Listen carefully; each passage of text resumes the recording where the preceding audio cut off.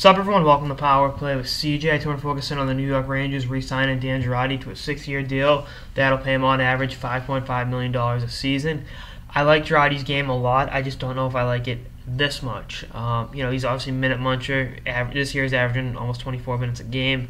Plays an effective defensive game. Doesn't take too many penalties for defensive defenseman.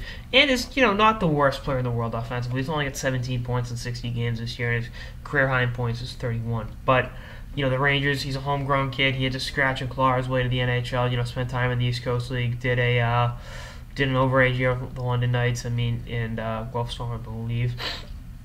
And him and Ryan Callahan are pretty much cut out of the same mold. And looked like they got to keep one. They're choosing to keep Girardi. I think that in an ideal world they could have kept both of them, but I don't think that's going to happen. Actually, I'm looking at where he's ranks all the time.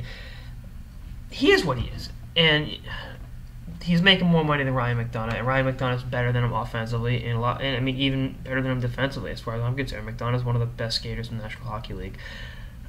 I don't dislike the deal, but I don't totally like it, so I'm copping out. But you got to understand, the Rangers got to keep a guy like this. Haven't traded Michael Del Zotto, one of their other homegrown defensemen. That's a tough pill to swallow, and it'd be tough to lose two effective NHL defensemen. I'm not saying either one of them's a superstar, but you look at what they are and the way the Rangers play. You need guys like that.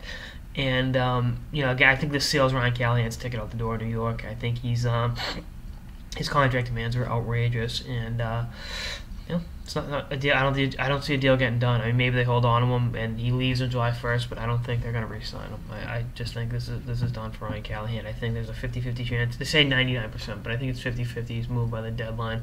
Because the Rangers are in the playoff hunt, and they might as well just say screw it. Ride it out the season and see what happens after that. But again, don't like the deal. Don't totally dislike it. I just have a hard time accepting that he's making more money than Ryan McDonough.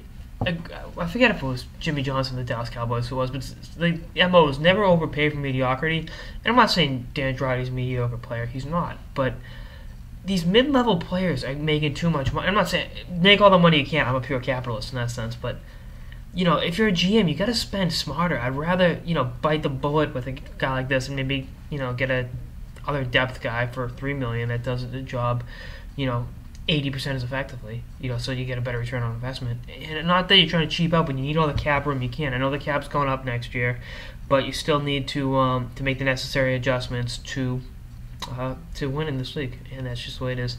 Again, we'll see how time will tell with the Girardi deal, but I got a neutral opinion on it. I'm not. If they paid 6.5 for it, I would have been adamantly against it. If they paid 4.5 for it, I would have been like, wow, great deal. But we'll see how it develops, and we'll see how it plays in a Girardi and the Rangers play on the stretch.